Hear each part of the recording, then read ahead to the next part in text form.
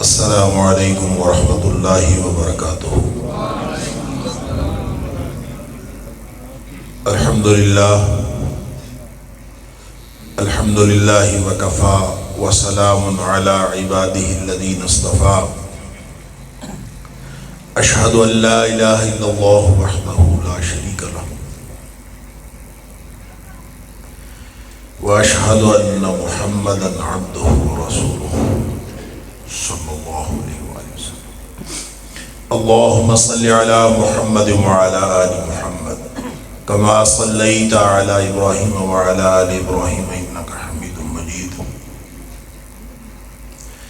اللہم بارک علی محمد وعلی آل محمد کما بارکت علی ابراہیم وعلی آل ابراہیم انک حمید مجید۔ اما بعد،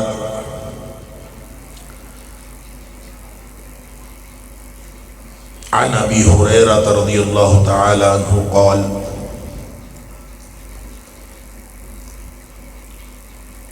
قال رسول اللہ صلی اللہ علیہ وسلم بادروا بالاعمال فتنا كقطع الليل المظلم يصبح الرجل مؤمنا ويمسي كافرا او یمسی مؤمنا ویصبح کافرا ویبیع دینہ بعرض من الدنیا او کما قال رسول اللہ صلی اللہ علیہ وسلم۔ رواہ مسلم والترمذی وغیرہ۔ حضرت ابو ہریرہ رضی اللہ تعالی عنہ سے روایت ہے کہ نبی کریم صلی اللہ علیہ وسلم نے فرمایا کہ اندھیری رات کی طرح چھا جانے والے فتنے آنے سے پہلے پہلے عمل کرو۔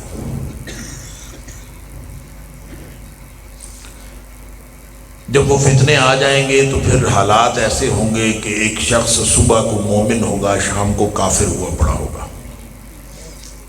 یا پھر شام کو مومن ہوگا، صبح کافر ہوا پڑا ہوگا۔ اور حالات ایسے ہوں گے کہ کوئی شخص دنیا کے تھوڑے سے فائدے کے لیے اپنا دین بیچ ڈالے گا۔ اس حدیث کو امام مسلم نے اپنی الجامع الصحیح کے اندر اور امام ترمذی نے اپنی جامع اور سنن کے اندر ذکر فرمایا ہے، اور دیگر محدثین نے بھی یہ حدیث روایت کی ہے۔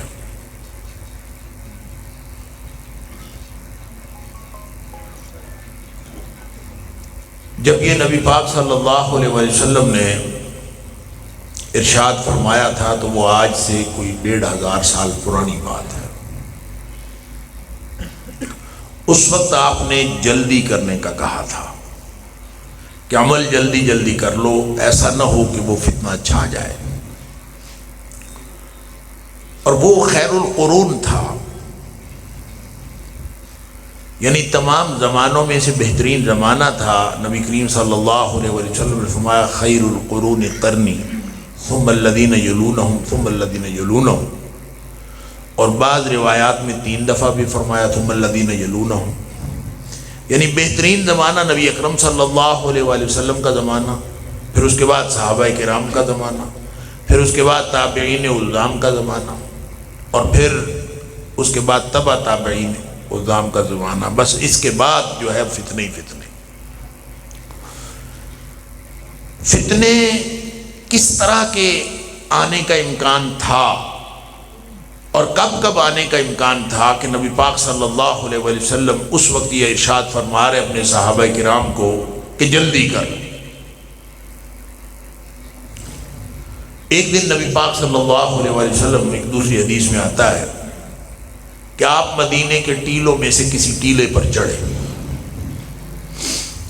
اشرف النبی صلی اللہ علیہ وسلم علی عطم من اعقاب مدینہ، مدینہ کے ٹیلوں میں سے کسی ٹیلے پر چڑھے، اور پھر آپ نے آبادی کی طرف یوں نگاہ دوڑائی۔ پھر آپ نے صحابہ سے پوچھا کیا تم لوگ بھی وہی دیکھ رہے ہو جو میں دیکھ رہا ہوں؟ صحابہ نے عرض کیا اللہ کے رسول صلی اللہ علیہ وسلم ہم تو کچھ نہیں دیکھ رہے، پتہ نہیں آپ کیا دیکھ رہے ہیں۔ آپ نے فرمایا کہ میں تمہارے گھروں کے اوپر فتنوں کو اس طرح سے گرتے ہوئے دیکھ رہا ہوں جیسے بارش کے قطرے گرتے. اللہ اکبر. اسی طرح نبی کریم صلی اللہ علیہ وسلم نے فرمایا کہ ایک وقت آئے گا فتنے اس قدر زیادہ ہو جائیں گے کہ کوئی آدمی قبر والے کے پاس سے گزرے گا اور وہ حسرت کرے گا کہ کاش میں بھی آج قبر میں ہوتا. یعنی زمین کی پشت جو ہے اس پر رہنا مشکل ہو جائے گا اور حالات دن بدن مشکل سے مشکل تر ہوتے چلے جائیں گے. اور خاص طور پہ جب نبی پاک صلی اللہ علیہ وسلم نے یہ فرما دیا کہ بادروا بالاعمال، کہ اندھیری رات کی طرح چھا جانے والے فتنے آنے سے پہلے پہلے عمل کر لو، تو اس کا مطلب ہے جیسے جیسے فتنے چھاتے چلے جائیں گے عمل کرنا مشکل سے مشکل تر ہوتا چلا جائے. اب یہ تو بات ہے نبی پاک صلی اللہ علیہ وسلم کے اس دور کی، جب بہت ساری آپ نے نشانیاں بھی بتائی ہیں اور آپ نے فرمایا کہ فتن کا دور آئے گا تو یہ ہوگا اور یہ ہوگا، لیکن وہ فتنے ان سے پہلے پہلے عمل کر لو. اس کا مطلب یہ ہے قبل اس کے کہ ہم مضمون کو آگے بڑھائیں، یہ جو صرف اتنا فرمان ہے نبی پاک صلی اللہ علیہ وسلم کا کہ بادروا بالاعمال، کہ اپنے اعمال میں جلدی کر لو، تو اس کا مطلب یہ ہے کہ عمل کرنے کے لیے کسی آئیڈیل وقت کا انتظار نہیں کرنا چاہیے. بندہ بیٹھتا ہے میں کل کروں گا، میں پرسوں کروں گا، حالات یہ ہوں گے پھر میں کروں گا. اس کا مطلب یہ ہے کہ جتنا موقع جب ملا ہے اسی وقت عمل کرو، تاریخیں نہ ڈالا کرو. میں حج کرنے جاؤں گا، جب واپس آؤں گا تو داڑھی رکھوں گا، جب رمضان آئے گا پھر میں اس کے بعد نماز شروع کروں گا، جب یہ فلاں ہوگا میں پھر اس کے بعد یہ کروں گا، جب میرے بچے جو ہیں وہ سب کی شادیاں ہو جائیں گی پھر میں حج کو جاؤں گا. یعنی تاریخیں ڈالی ہوئی ہیں. تاریخیں کیا اللہ سے سرٹیفکیٹ لیا ہوا ہے کہ تب تک جو ہے وہ زندگی باقی ہے؟ زندگی کا تو کچھ پتہ نہیں، اگلا لمحہ ہماری موت کا لمحہ ہو سکتا ہے. اللہ اکبر. نبی اکرم صلی اللہ علیہ وآلہ وسلم نے عصر کی نماز پڑھائی اور نماز پڑھانے کے بعد جلدی سے گھر کو تشریف لے گئے، لوگوں کے کندھے پھلانگتے ہوئے یوں جلدی جلدی. صحابہ حیران رہ گئے کہ نبی کریم صلی اللہ علیہ وسلم نے پہلے تو کبھی ایسا نہیں کیا، پتہ نہیں کیا ہوا. بہت جلدی نکل گئے. کچھ دیر بعد صحابہ آپس میں جیب گوئیاں کرتے رہے، پتہ نہیں کیا مسئلہ ہے، اللہ خیر کرے. تھوڑی دیر بعد نبی پاک صلی اللہ علیہ وسلم اطمینان سے واپس تشریف لا رہے ہیں. صحابہ نے پوچھا اللہ کے رسول صلی اللہ علیہ وسلم کیا ماجرا ہے، پہلے تو آپ نے اس طرح کبھی نہیں کیا. فرمایا کہ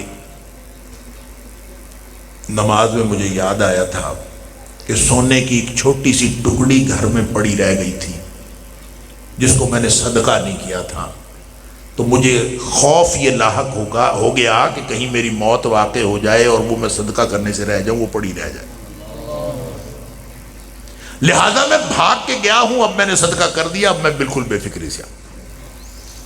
بادروا بالاعمال فتنا کقطع اللیل المظلم، کب اندھیری رات چھا جانی ہے اور کب آپ سے یہ موقع ختم ہو جانا ہے، کب آپ کی تندرستی بیماری میں بدل جانی ہے، کب آپ کی خوشحالی تنگدستی میں بدل جانی ہے، کب آپ کا موقع ختم ہو جانا ہے، اور کب یہ زندگی ایک سانس ہی تو ہے، یہ اندر جا رہی ہے اور باہر آ رہی ہے. اللہ اکبر.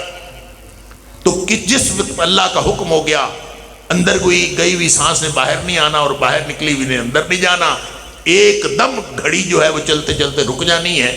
اور اس وقت انسان سوچے گا کہ میں کیا کروں، وصیت کرنے کا بھی موقع نہیں ملے گا اور نہ گھر آنے کا موقع ملے گا. اللہ اکبر. ایک دم ختم. تو اس موقع کی تیاری کی ضرورت ہے. کسی بھی لمحے موقع ہاتھ سے نکل سکتا ہے. زندگی باقی بھی ہو تو فتنے آنے کے ڈر، فتنے نہ آئے تو زندگی ختم ہونے کا ڈر. لہذا تاریخ کس بات کی ڈالنی؟ ہم نے کوئی اللہ سے سرٹیفکیٹ لیا ہوا ہے یا اللہ تو نے ابھی موت نہیں دینی ہم نے زندہ رہنا ہے. اللہ. اس لیے یہ جو نماز کا ممنوع وقت ہے نا، نماز کے ممنوع اوقات، طلوع کے وقت، فجر اور یہ غروب کے وقت اور زوال کے وقت، یہ جو ممنوع اوقات ہیں یہ فرض نمازوں کے نہیں ہیں. ہم عام طور پہ سمجھتے ہیں یہ لال بتی لگی ہوتی ہے بعض مساجد کے اندر کہ نماز نہ پڑھے، نماز وہ پڑھنے جاؤ، نہ نماز نہیں پڑھنی، اور کہتے ہیں کہ ٹائم گزرے گا پھر اس کے بعد پڑھ سکیں گے. اب یہ ٹائم گزرا، اس سے پہلے فوت ہو گئے تو پھر کیا بنے گا؟ فرض رہ گئے اور آپ فوت ہو گئے تو کیا بنے گا؟ لہذا یہ ممکن نہیں ہے کہ اللہ تعالیٰ نے یہ اوقات فرض کری. یہ فرض کے لیے منع نہیں ہے، یہ منع ہے نوافل کے لیے اور سنتوں کے لیے. فرض کے لیے کوئی ممنوع وقت نہیں. نبی کریم صلی اللہ، اس کے دلائل ہیں حدیث کے اندر، میں اس کی طرف نہیں جاتا، میں تو صرف مہلت کی بات کر رہا ہوں کہ ہمارے پاس مہلت نہیں ہوتی. ہم فرض کے لیے انتظار نہیں کر سکتے. فرض کے لیے 1 منٹ انتظار کرنا بھی مشکل ہو سکتا ہے اور وہ خطرناک ہو سکتا ہے. کیا بتا مہلت ختم ہو جائے. اللہ اکبر. نبی کریم صلی اللہ علیہ وسلم نے فرمایا، مثال کے طور پر آپ نے فرمایا کہ جس شخص نے عصر کی نماز میں سے 1 رکعت غروب ہونے سے پہلے پڑھ لی، اس نے عصر پا لی. جس نے غروب ہونے سے پہلے 1 رکعت پا لی اس نے عصر پا لی. اس کا کیا مطلب ہے؟ 1 رکعت غروب ہونے سے پہلے پا لی تو باقی 3 تو غروب ہوتے ہوئے ہیں نا. اور یہ وہی وقت ہے نا جب نماز پڑھنا منع ہے، لیکن عصر پڑھنا منع نہیں ہے.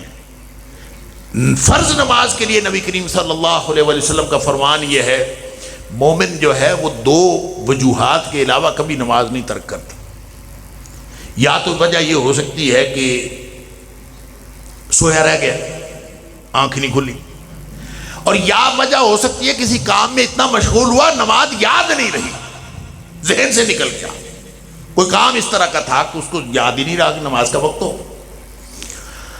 فرمایا اگر یاد نہیں رہا تو جب یاد آیا ہے وہی نماز کا وقت ہے، اور اگر سویا رہ گیا ہے تو جب آنکھ کھلی ہے وہی نماز کا وقت ہے.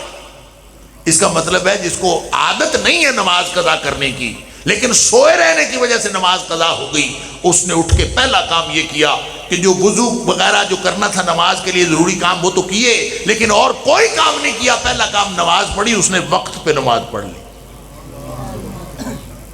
کیونکہ یہ وقت ہے، جب آنکھ کھلی وہی وقت.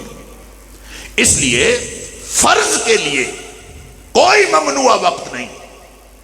فرض جب عائد ہو گیا تو آپ 1 لمحے کی تاخیر کریں گے، یہ بھی خطرناک ہو سکتا ہے. یہ جو رات کو ہم سوتے ہیں نا، بعض لوگ تو عشاء پڑھے بغیر پتہ نہیں کیسے سو جاتے ہیں،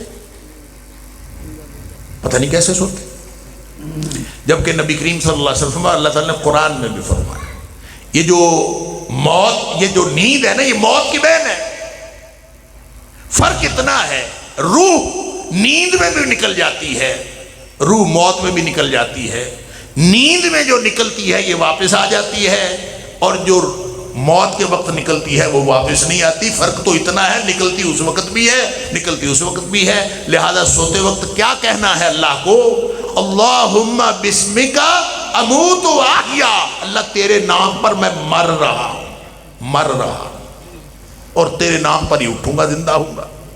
بسمک ربی وضعت جنبی وبک ارفعہ، تیرے نام پر اللہ میں نے اپنا پہلو تیرے نام پر رکھ دیا ہے اور تیرے نام پر ہی اٹھوں گا اگر اٹھا تو. ان امسکت نفسی فرحمھا، اللہ ہو سکتا ہے کہ یہ جو اس وقت جان نکلنی ہے نا میرے سونے کے لیے، ہو سکتا ہے یہ واپس ہی نہ آئے. ان امسکت نفسی، اللہ اگر تو نے اس کو رکھ لیا اپنے پاس، روک لیا، تو پھر اس کے اوپر رحم کرنا. فرحمھا، یہ جو نکل رہی ہے اس کے اوپر پھر رحم کرنا. مجھے تو پتہ نہیں ہے اب واپس آنی ہے کہ نہیں آئی، میں تو بس پہلو رکھ دیا ہے. بسمک ربی وضعت جنبی، میں نے اپنا پہلو رکھ دیا ہے. وبک ارفعہ، تیرے نام پر ہی اٹھوں گا. ان امسکت نفسی فرحمھا، اگر تو اس کو روک ہی لے واپس نہ بھیجے تو پھر اس پر رحم کرنا. وَإِنْ أَرْسَلْتَهَا، اور اللہ اگر تو نے چھوڑ دیا اس کو، واپس آنے دیا، فاحفظھا بما تحفظ بہ عبادک الصالحین، اللہ پھر اس کی ایسے حفاظت کرنا جیسے تو اپنی نیک بندوں کی حفاظت کرتا۔ اگر واپس بھیجے گا تو بھی تیرا، واپس نہیں بھیجے گا تو بھی تیرا۔ تو جو بندہ مر رہا ہو، جس کو پتہ ہی نہیں ہے دوبارہ اٹھنا ہے کہ نہیں اٹھنا، وہ اگر نماز پڑھے بغیر سو جائے گا تو یہ دنیا کائنات کا سب سے بڑا رزق ہے، کوئی آدمی توبہ کیے بغیر سو جائے۔ انا للہ و انا، اس سے بڑا رزق بھی ہوگا۔ تو کہنے کی بات یہ ہے کہ بادروا بالاعمال فتنا کقطع اللیل المظلم، موت پہلے آنی ہے کہ فتنہ پہلے آنا ہے؟ اندھیری رات کی طرح چھا جانے والے فتنے پہلے آنے ہیں یا موت پہلے آنی ہے؟ یہ اللہ کو معلوم ہے، لیکن جتنا جب موقع ہاتھ میں ہے عمل کرنے میں ذرا تاخیر نہ کرو، کوئی آئیڈیل ماحول کا انتظار نہ کرو۔ کبھی آئیڈیل ماحول نہیں ملتا، بندہ سوچتا ہی رہتا ہے میں کروں گا، کرتے کرتے وقت ہی گزر جاتا۔ اللہ اکبر، کام وہ ہے جو آپ فوراً کریں۔ اس کے بعد ایک دفعہ آپ نے تاریخ ڈال دی نا، ایک دفعہ تھوڑا سا ریلیکس ہوئے، باقی کا کام شیطان کرتا ہے۔ وہ بیٹھا ہوتا ہے اوپر تیار، وہ آپ کو تاریخ دلوانے میں، امید دلوانے میں، لمبا کرنے میں اور غافل کرنے میں وہ اپنا کام کر رہا ہوتا۔ لہذا ہر کام، پہلی تو بات یہ ہے موقع ضائع نہیں کرنا۔ جتنا اللہ نے موقع دیا ہے، ہو سکتا ہے دوبارہ موقع نہ ملے، اللہ اکبر، یہ اللہ کو معلوم ہے۔ ہر ملاقات، جو بھی ملاقات ہوتی اس کو آخری سمجھنا چاہیے۔ نبی کریم صلی اللہ علیہ وسلم نے فرمایا ہر نماز ایسے پڑھو جیسے نماز آخری ہے۔ تو آخری نماز سمجھ کے پڑھیں گے تو پھر ذرا نماز کو آخری سمجھ کے پڑھ کے دیکھیں، بغیر آخری سمجھے بھی خود ہی پڑھ کے دیکھیں، اور آخری سمجھ کے بھی خود ہی پڑھ کے دیکھیں، آپ کی اپنی دونوں نمازوں میں فرق ہوگا۔ لہٰذا نبی پاک صلی اللہ علیہ وسلم کا یہ جو آپ کی جو تلقین ہے، جزاکم اللہ خیر، آپ کی یہ جو تلقین ہے کہ بادروا بالاعمال فتنا، اس کو ذہن میں رکھیے کہ کوئی ذرا سا موقع نیکی کا مل جائے، اللہ اکبر، اس کو مؤخر نہیں کرنا، اس کی تاریخ نہیں ڈالنی، اور ذرا بھر بھی کوئی تامل نہیں کرنا کہ میں بعد میں کر لوں گا، میں کل کر لوں گا۔ بس ایک دفعہ موقع ہاتھ سے نکل گیا۔ ہیراکلیتوس ایک فلسفی ہے، یونانی فلسفی، وہ کہتا ہے اس دنیا میں ہر لمحہ حرکت ہے، ہر لمحہ چیزیں بدل رہی ہیں، بلکہ جس کو ہم ایک لمحہ کہتے ہیں اس لمحے کے دوران بھی چیزیں بدل رہی ہوتی ہیں۔ اور وہ کہتے ہیں کہ جو لمحہ اس وقت ہمارے پاس ہے نا، اس سے فائدہ اٹھانے کا موقع بس اب ہے۔ اور اس کو وہ مثال دیتا ہے پہاڑی ندی کی، کہ پہاڑ سے جو ندی آ رہی ہے اس کا جو پانی آپ کے سامنے ہے نا، اگر آپ نے اس سے استفادہ کرنا ہے تو لمحہ موجود آپ کے پاس ہے کہ آپ اس سے استفادہ کر لیں۔ اگر آپ نے ایک لمحے کی تاخیر کر دی تو وہ پانی نکل گیا، ماضی کے دھندلکوں میں گم ہو گیا، آپ کبھی اس پانی سے دوبارہ استفادہ نہیں کر سکتے۔ لہذا ہر لمحہ گزر رہا ہے اور ہاتھ سے مواقع نکل رہے ہیں۔ اس کو سب سے پہلی بات یہ میری آج کی گفتگو کی کہ ہم نے جتنا موقع، جتنی توفیق اللہ نے دی ہے، نبی کریم صلی اللہ علیہ وسلم نے حج کے بارے میں تو یہی فرمایا کہ جس کو اللہ نے استطاعت دی ہو وہ جلدی کرے، ایسا نہ ہو کہ استطاعت اس کے ہاتھ سے نکل جائے، ایسا نہ ہو کہ اس کی تندرستی ختم ہو جائے، بیماری آ جائے، اس کے بعد اس کو کوئی مصروفیت ایسی ہو جائے کہ وہ حج پہ نہ جا سکے۔ جب استطاعت اللہ نے دے دی ہے تو اس کو لازماً فوری طور پر، لہذا کوئی نیکی کا کام ہو، حقوق اللہ کا ہو، حقوق العباد کا ہو، وہ فرائض میں سے ہو، وہ واجبات میں سے ہو، وہ مستحبات میں سے ہو، نیکی کے معاملے میں کبھی تاریخ نہیں ڈال۔ دوسری بات یہ ہے کہ آپ نے فرمایا کہ فتنے کیسے اندھیری رات کی طرح چھا جانے والے تھے۔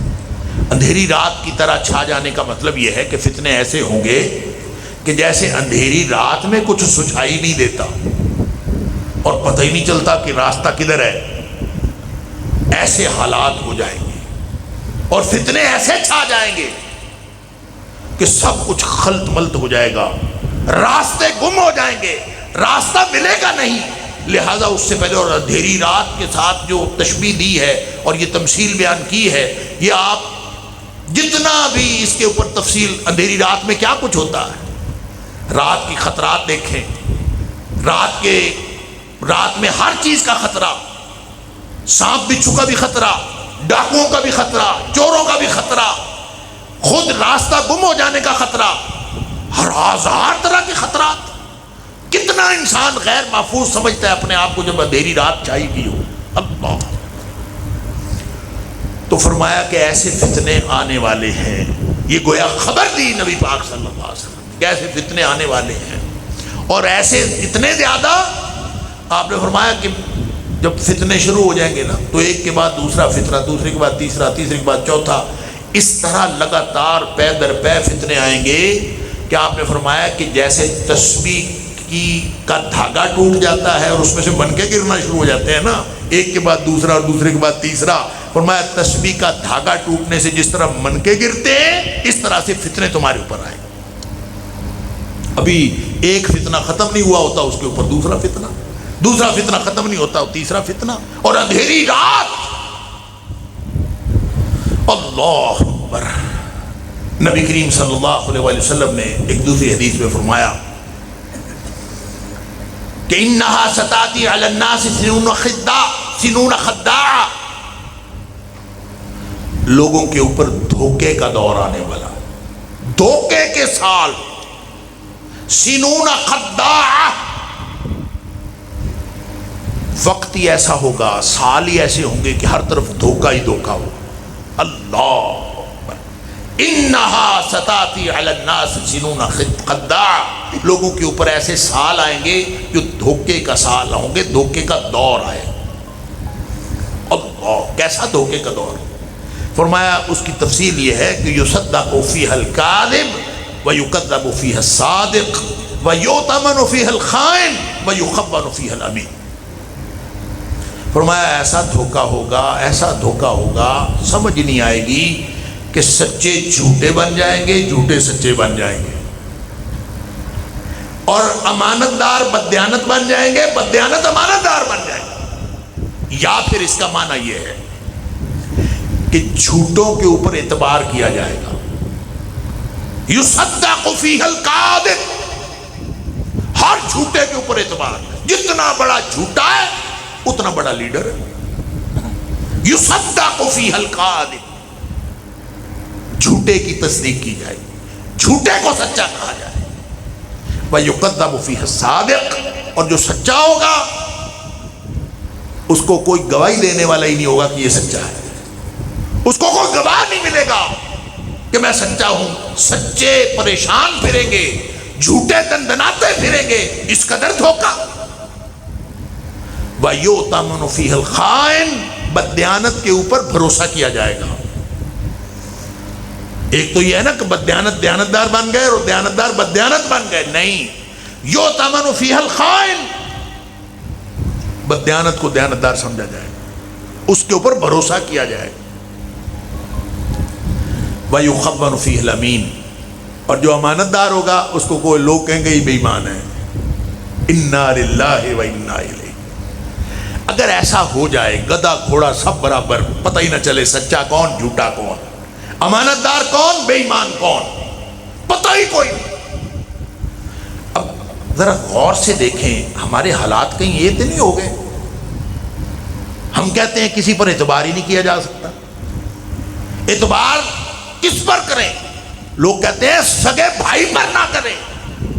سیانے مشورہ دیتے ہیں 1 روپے کا بھروسہ نہیں کسی پر کرنا. حالات ایسے ہیں، کیا ہے، سارے ہی بے ایمان. کوئی ایماندار نکل آئے تو وہ الگ بات ہے. یہ اس میں ایک دوسری حدیث میں نبی پاک صلی اللہ علیہ وسلم نے فرمایا سب سے پہلے جو چیز اٹھائی جائے گی نا وہ امانت داری اٹھائی جائے گی. امانت داری، امانت پتہ کیا چیز ہے؟ یہ ایمان کا لازمی جزو ہے. نبی کریم صلی اللہ علیہ وسلم وہ حدیث مشہور آپ نے سنی ہوئی ہے، اگرچہ اس کی سند کے اندر کلام ہے، بعض محدثین نے کیا ہے، بڑی معروف حدیث ہے کہ نبی کریم صلی اللہ علیہ وسلم سے پوچھا گیا کیا مومن بزدل ہو سکتا ہے؟ آپ نے فرمایا ہو سکتا ہے. کیا مومن کنجوس ہو سکتا ہے؟ آپ نے فرمایا ہو سکتا ہے. کیا مومن جھوٹا ہو سکتا ہے؟ آپ نے فرمایا نہیں ہو سکتا. مومن جھوٹا نہیں ہو سکتا. اللہ، اگر جھوٹ بولتا ہے تو پھر مومن نہیں ہے. مومن ہے تو جھوٹا نہیں، جھوٹا ہے تو مومن نہیں۔ تو دیکھ لیں پھر ہمارے اندر کتنے مومن ہیں، کتنے ایمان والے ہیں۔ دعویٰ ایمان کرنا اور بات ہے، اور مومن ہونا اور بات ہے۔ اسی طرح ایک دوسری حدیث میں جس میں نبی پاک صلی اللہ علیہ وسلم، حضرت عبداللہ بن مسعود رضی اللہ عنہ راوی ہیں، اور بعد محدثین کا خیال یہ ہے کہ یہ موقوف روایت ہے۔ موقوف روایت ہوگی تو اس کا مطلب یہ ہوگا کہ عبداللہ بن مسعود رضی اللہ عنہ کا قول ہے، لیکن صحیح بات یہ کہ ان کا قول نہیں ہے، یہ مرفوع ہے کہ عبداللہ بن مسعود رضی اللہ تعالیٰ عنہ فرماتے ہیں، اور ظاہر ہے وہ نبی کریم صلی اللہ علیہ وسلم سے فرماتے ہیں۔ کیا فرمایا؟ یتبع المؤمن علی کل خلق۔ مومن کے اندر ہر اخلاقی خرابی ہو سکتی ہے۔ مومن غسیلہ ہو سکتا ہے، کوئی بڑبولا ہو سکتا ہے، کوئی کمزور ہو سکتا ہے، کوئی کنجوس ہو سکتا ہے، کوئی فضول خرچ ہو سکتا ہے۔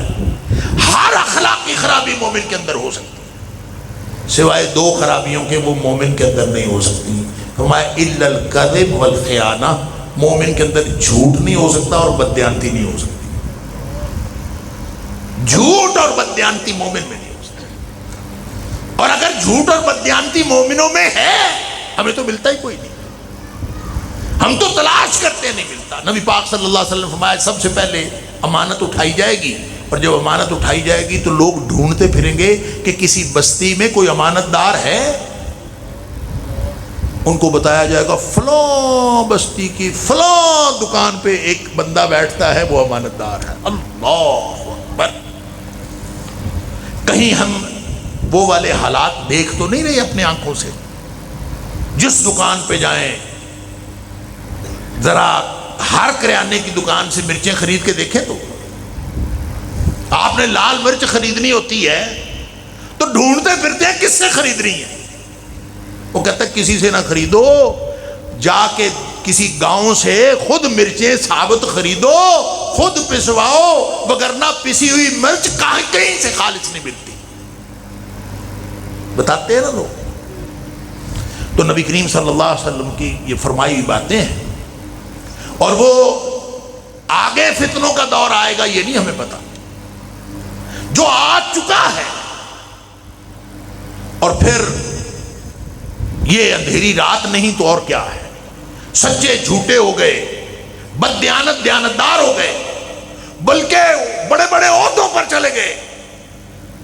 دوسری حدیث میں فرمایا، میں بہت ساری احادیث مکس کر رہا ہوں تو اللہ تعالی ہم سب کو سمجھ عطا فرمائے۔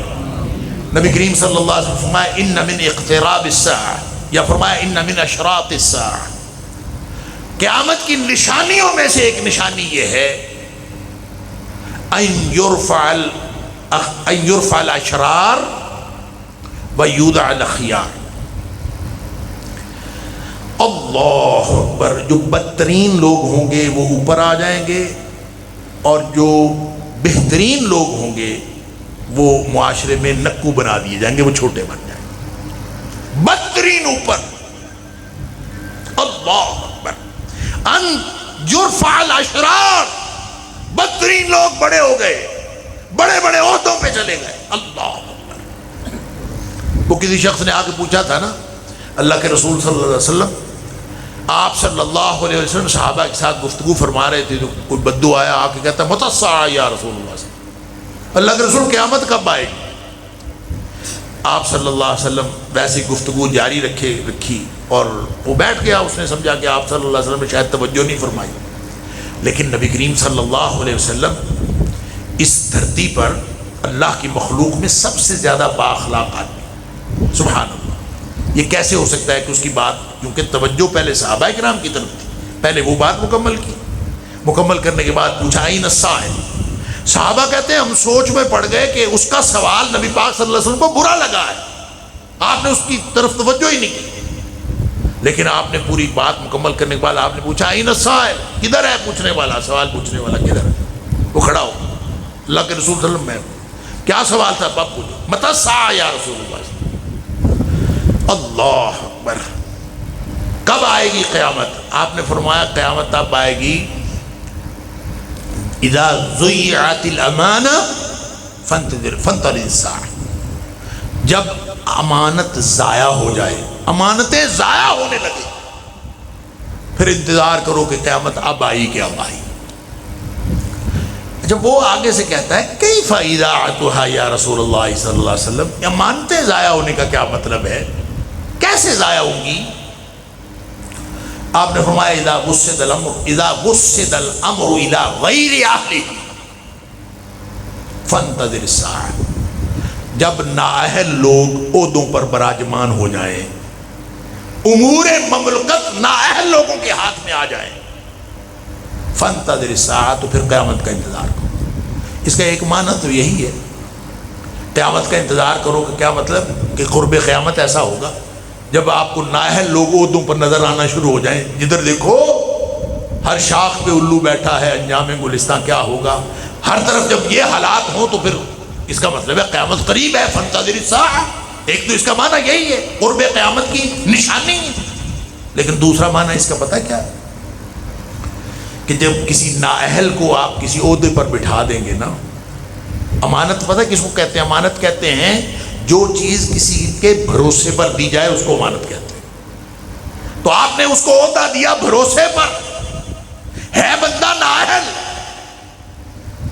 فرمایا فانتظر الساعہ، جب کسی نااہل کو آپ کسی عہدے پہ بٹھا دیں گے تو جو کچھ وہ کرے گا وہ قیامت ہی برپا کرے گا، فانتظر الساعہ، پھر اس سے قیامت کی توقع رکھو، وہ جو کچھ کرے گا وہ قیامتیں ہی ڈھائے گا۔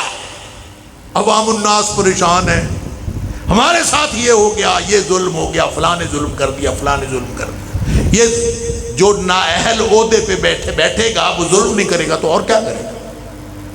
یہ تو فیصلہ ہے نبی پاک صلی اللہ علیہ وسلم کہ اذا وسد الامر الى غیر اہلہ فانتظر الساعہ، یعنی بندر کے ہاتھ میں چھری پکڑا دیں تو وہ چھری کے ساتھ پھر وہ امن تھوڑی قائم رہنے دے گا، وہ پھر چھری ادھر ادھر چلائے گا ہی نا۔ تو نااہل کو عہدہ دینا ایسے ہی ہے جیسے آپ نے بندر کے ہاتھ میں چھری پکڑا دی، وہ پھر جو کچھ کرے گا وہ قیامت ہوگی، قیامت ہی برپا کرے گا۔ تو لوگوں پر جو قیامتیں برپا ہو رہی ہیں یہ بے سبب نہیں ہے۔ اللہ، امانتیں ضائع ہوئی ہیں، امانتیں ضائع ہوئی ہیں، تب جا کے یہ فتنوں کا دور اپنے اس عروج کو پہنچا ہے۔ تو نبی کریم صلی اللہ علیہ وآلہ وسلم نے فرمایا جب حالات اس قدر گڑبڑ ہو گئے تو کیا کریں؟ یعنی ایسے نہیں لگتا اندھیرا ہی چھا گیا ہے، اندھیری رات کی طرح۔ تو نبی کریم صلی اللہ علیہ وآلہ وسلم نے یہ جو ساری تفصیلات ہمیں بتائی ہیں یہ ہمیں مایوس کرنے کے لیے نہیں بتائی۔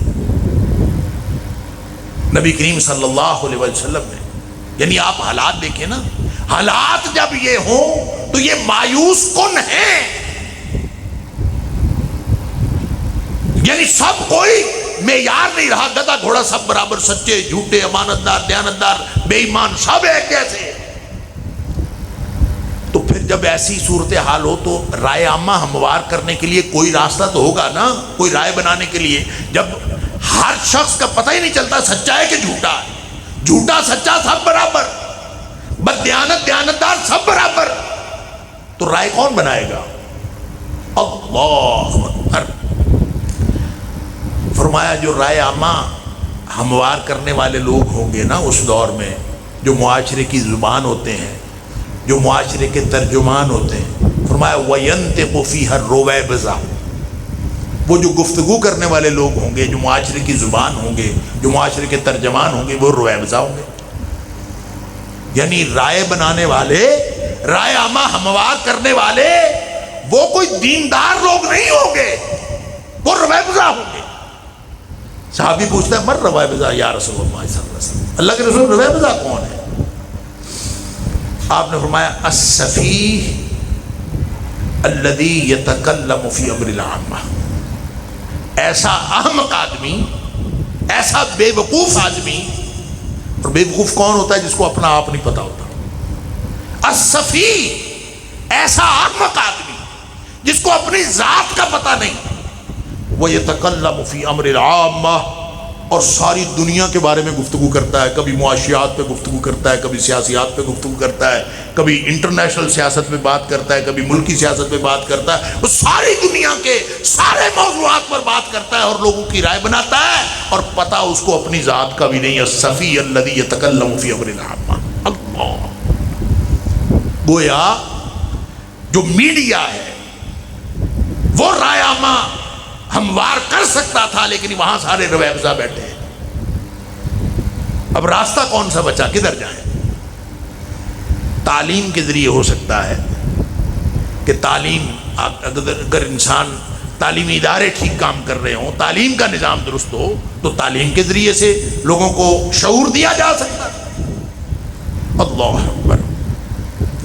وہ جو دوسری حدیث میں نے عرض کی تھی، ان من اشراط الساعہ، نبی پاک صلی اللہ علیہ وسلم نے فرمایا قیامت کی نشانیوں میں سے یہ ہے کہ اشرار اوپر آ جائیں گے اور اخیار اچھے لوگ ان کو معاشرے میں نکو بنا دیا جائے گا، پوچھے ہی گا ہی نہیں، ان کی حیثیت ہی کوئی نہیں ہوگی۔ اللہ، بدترین لوگ، ڈوم، بھانڈ اور مراسی، وہ معاشرے کے اوپر چڑھ جائیں۔ اب دیکھ رہے عزتیں کن کی ہیں؟ جتنا بڑا ڈوم ہے اس کی اتنی بڑی عزت ہے۔ اور کہتے ہیں وہ جو پہلے ڈوم، بھانڈ اور مراسی ہوتے تھے، آج کے دور میں آرٹسٹ ہوتے ہیں۔ بس آرٹسٹ کہہ دو، جو مرضی کر لو۔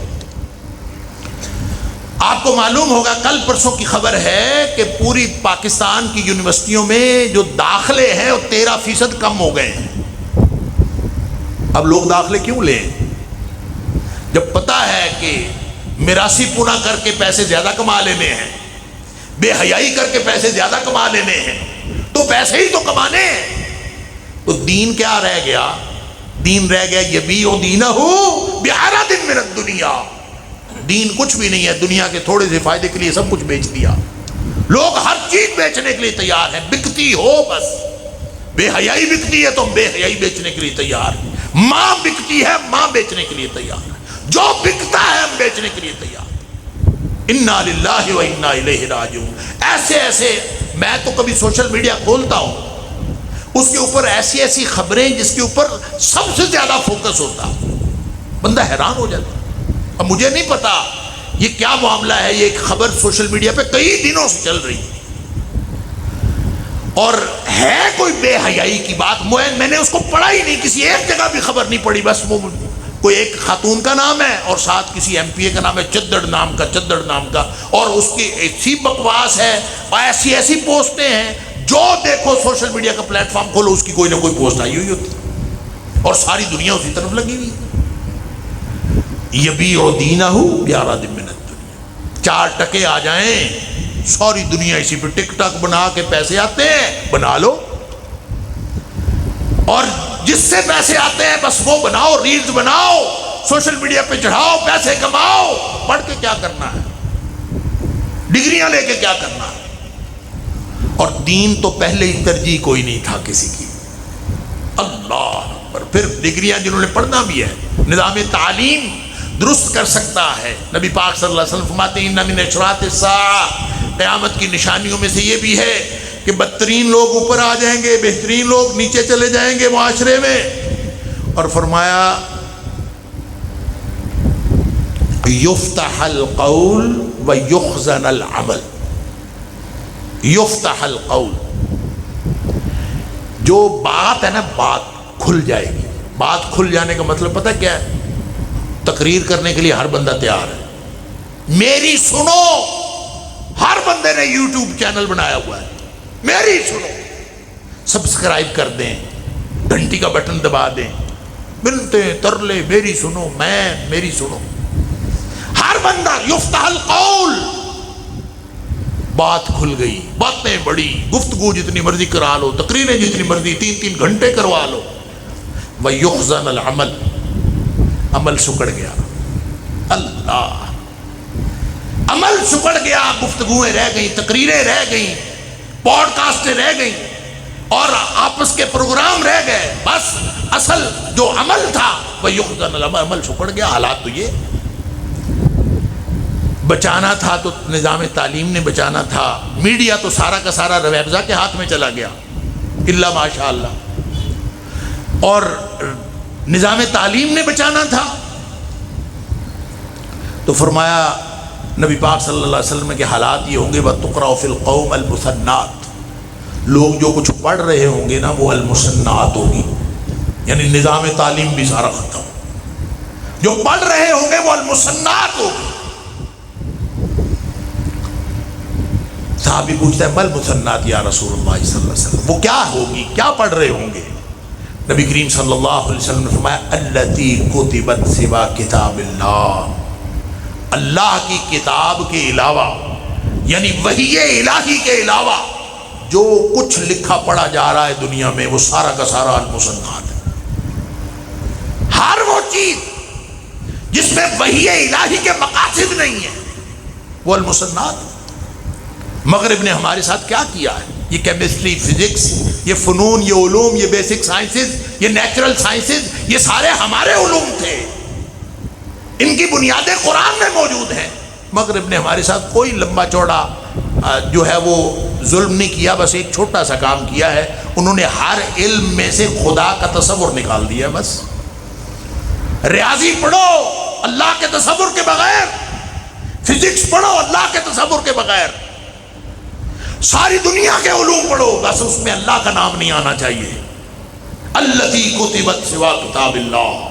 اور دارمی کی روایت میں فرمایا نبی پاک صلی اللہ علیہ وسلم نے یہ فرمانے کے بعد فرمایا علیکم بالقرآن، قرآن سے جڑ جاؤ گے تو بچ جاؤ گے، علیکم بالقرآن، اس سے جڑو گے تو بچ جاؤ گے۔ اور جب آپ نے فرمایا تھا نا تقرأ فی القوم المثنات، مثنات پڑھی جا رہی ہوگی، وہاں ساتھ آپ نے فقرہ اور ہے اور وہ بھی بڑا قابل توجہ ہے۔ فرمایا وَلَيْسَ فِيهِمْ أَحَدٌ يُنْكِرُهَا، جب وہ مثنات یا وہ نظام تعلیم جو پڑھایا جا رہا ہوگا، وہ پڑھا جا رہا ہوگا تو کوئی یہ کہنے والا بھی اس قوم میں نہیں ہوگا کہ بندے کے پتروں کیا پڑھ رہے ہو، یہ کہنے والا بھی کوئی نہیں ہوگا، اس قدر حالات خراب۔ اللہ اکبر۔ لہذا فرمایا وعلیکم بالقرآن، جو جو قرآن سے جڑ جائے گا وہ بچ جائے گا۔ بلکہ دو ٹول میں تو ہمیشہ کہتا ہوں، دو ٹول ہیں، ایک نماز اور ایک قرآن۔ ان الصلاۃ تنہی عن الفحشاء والمنکر، بدترین زمانہ بھی آ جائے تو بے حیائی اور برائی سے بچانے کے لیے ایک نماز ہے، اور ان ھذا القرآن یہدی للتی ہی اقوم، اور دوسرا قرآن ہے جو قرآن سے جڑ گیا اور نماز سے جڑ گیا۔ خود بھی قرآن سے اور نماز سے جڑ جاؤ اور بچوں کو بھی جڑا۔ جو بچہ قرآن سے اور نماز سے جڑ گیا پھر بے فکر ہو جائے انشاءاللہ وہ کبھی بھی گمراہی میں نہیں جاتا۔ اور آخری حدیث میں عرض کر دوں کہ یہ جو مشکلات کا دور ہوتا ہے نا، اور جتنی زیادہ مشکلات ہوتی چلی جاتی ہیں، فتنے جتنے بڑھتے جاتے ہیں، جتنا مشکل دور ہوتا ہے وہ اہل ایمان کے لیے خوشخبری کا دور ہوتا ہے۔ مومن کے لیے کوئی دور ایسا نہیں ہے، مومن کا معاملہ سارے کے سارے ادوار میں بہترین ہوتا ہے۔ اللہ اکبر۔ آپ نے فرمایا عجبا لامر المومن، مومن کا تو معاملہ ہی بڑا عجیب ہے، سبحان اللہ، کیا عجیب۔ ان امرہ کلہ خیر، اس کو ہر دور میں بھلائی ملتی ہے۔ مومن ہو بس ایمان بچایا ہوا ہو، ایمان بچایا ہے تو بھلائی ہی بھلائی ہے۔ ان امرہ کلہ خیر۔ اور فرمایا وَلَيْسَ ذَاكَ لِأَحَدٍ إِلَّا الْمُؤْمِنِ، یہ استحقاق صرف مومن کا ہے، اس کے علاوہ کسی کو یہ استحقاق حاصل نہیں ہے۔ کیا استحقاق؟ فرمایا تنگ دستی آتی ہے تو صبر کرتا ہے، اجر لے جاتا ہے، تنگ دستی اس کے لیے بھلائی بن جاتی ہے۔ اور خوشحالی آتی ہے، شکر کرتا ہے، اجر لے جاتا ہے، خوشحالی اس کے لیے اجر بن جاتی ہے، سبحان اللہ۔ لہذا جو مشکل دور ہوتا ہے وہ مومن کے لیے خوشخبری کا دور ہوتا ہے۔ اس لیے نبی کریم صلی اللہ علیہ وسلم نے فرمایا، صحابہ بیٹھے تھے، آپ نے فرمایا او میرے صحابہ ان من ورائکم ایام الصبر، تمہارے بعد ایک دور آنے والا ہے جو ڈٹنے کا دور ہے، صبر کا دور ہے، ڈٹنے کا دور ہے۔ ڈٹنا کس پر ہے؟ حدیث کے اگلے الفاظ اس کو سمجھاتے ہیں، لیکن فرمایا صبر کرنا، دین پر ڈٹنا ہوگا بڑا مشکل اس دور میں۔ کتنا مشکل فرمایا الصبر فیہن کقبض علی الجمر، جس طرح آگ کا انگارہ ہاتھ میں پکڑنا مشکل ہے، اتنا مشکل اس دور میں دین پر عمل کرنا ہوگا۔ اللہ اکبر۔ صبر آتا ہے بھلا ہاتھ میں انگارہ ہو آگ کا تو بھلا چین آتا ہے؟ گویا مومن کی حالت یہ ہوگی، اس کو اتنا مشکل ہوگا۔ لیکن آپ نے فرمایا کہ اس دور میں للعامل فیہن، جو دین پر عمل کرے گا اس دور میں، فرمایا اجر 50، خوشخبری سن لیجئے، فرمایا اس دور میں جو دین پر عمل کرے گا اس کے لیے 50 لوگوں جتنا اجر ہے، 50 لوگوں جتنا ہے۔ صحابہ بھی عجیب تھے، بات چھوڑتے نہیں تھے۔ فرماتا ہے صحابی اللہ کے رسول صلی اللہ علیہ وسلم 50 منا و 50 منہم، یہ جو 50 لوگوں جتنا اجر ہے، یہ اس دور کے 50 ہیں، اس گئے گزرے دور کے، یا ہم صحابہ کے 50 ہیں؟ کون سے 50؟ کن 50 لوگوں جتنا اجر ملے گا؟ 50 منا او 50 منہم، کون سے 50؟ نبی پاک صلی اللہ علیہ وسلم فرمایا 50 منکم، میرے صحابہ اس دور میں جو دین پر عمل کرے گا اور کتاب و سنت پہ ڈٹا رہے گا، علیکم بالقرآن پر عمل کرے گا، تو فرمایا اس کو تم 50 صحابہ جتنا اجر ملے گا۔ 50 صحابہ، مشکل دور تو مومن کے لیے خوشخبریوں کا دور ہوتا ہے، سبحان اللہ۔ اور ایک آخری حدیث سن لیجئے، اس کے ساتھ ہی ملتی جلتی، کہ جب نبی پاک صلی اللہ علیہ وسلم نے یہ فرمایا نا کہ اسلام جب آیا تھا تو اجنبی تھا، معاشرے میں کوئی نہیں اس کو مانتا تھا، اور ایک وقت بدا الاسلام غریبا وسیعود غریبا، آیا تھا تو اجنبی تھا، معاشرے میں کوئی نہیں مانتا تھا، کوئی پہچانتا نہیں تھا، کوئی جانتا نہیں تھا۔ ایک وقت آئے گا پھر یہ معاشرے میں اجنبی ہو جائے گا، لوگ دین والوں کو سمجھیں گے مس فٹ ہیں معاشرے میں، یہ تو اس دور کے لوگ ہی نہیں ہیں، پتہ نہیں کس دور کے لوگ ہیں۔ اللہ اکبر۔ لیکن ساتھ نبی کریم صلی اللہ علیہ وسلم نے فرمایا اگر حالات یہ ہو جائے نا کہ دین والوں کو لوگ مذاق اڑانا اور مس فٹ کہنا شروع ہو جائیں کہ اس معاشرے کے لوگ ہی نہیں ہیں، فرمایا فطوبى للغرباء، ایسے اجنبیوں کے لیے بڑی خوشخبری ہے، بڑی خوشخبری۔ اور ایک حدیث میں آتا ہے، صحابی پوچھتا ہے من الغرباء یا رسول اللہ، ان کی کوئی نشانی بتا دیں کہ غرباء ہیں کون؟ اور اس کے جواب میں مختلف روایتیں ہیں۔ ایک روایت میں فرمایا الذین یحیون سنتی ویعلمونها عباد اللہ، وہ غرباء ہیں، وہ اجنبی لوگ ہیں جن کے لیے خوشخبریاں ہیں، جو میرے طریقے پر عمل کرتے ہیں، میری سنت پر عمل کرتے ہیں، اور ساری دنیا کو بتاتے ہیں کہ نبی اکرم صلی اللہ علیہ وسلم کا طریقہ یہ ہے۔ اللہ تعالی ہم سب کو ان میں سے بنائے۔ وآخر دعوانا الحمد للہ۔